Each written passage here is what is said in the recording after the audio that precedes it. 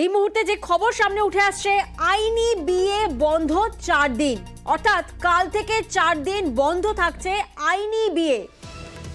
ঠিক কি কারণে বন্ধ জানবো। সোমরাজ এই মুহূর্তে আমাদের সঙ্গে রয়েছেন। সোমরাজ, ঠিক কি কারণ জানা যাচ্ছে?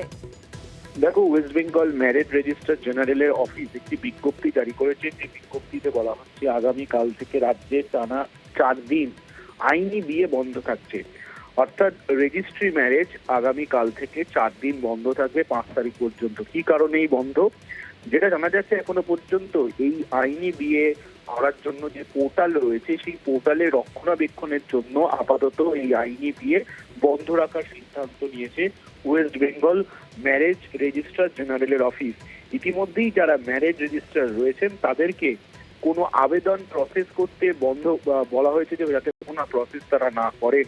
মূলত বায়োমেট্রিকে যে ফিঙ্গারপ্রিন্ট যে সমস্যা রয়েছে তার জন্যই এই পোর্টাল আপাতত রক্ষণাবেক্ষণ করা হবে এবং তার জন্যই এই 4 দিন বন্ধ। যেটা সব থেকে গুরুত্বপূর্ণ বিষয়, সাম্প্রতিক সময় টানা 4 দিন রাজ্যে আইনি বিয়ে বন্ধ থাকছে, যা কার্যত নজিরবিহীন।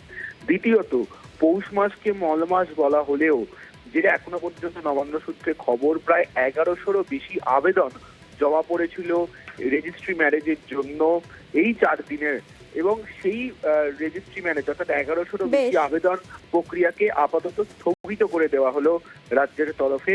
এবং এই 4 দিন আপাতত যে রেজিস্ট্রি ম্যারেজ তা বন্ধ থাকছে রাজ্যে। 5 তারিখের পর ফের বিজ্ঞপ্তি দেবে এবং তারপরেই স্পষ্ট হবে যে কবে থেকে ফের রেজিস্ট্রি ম্যারেজ শুরু অর্থাৎ হবে। 5ই জানুয়ারির পর থেকে জানা যাবে যে ফের কবে থেকে রেজিস্ট্রি ম্যারেজ হবে।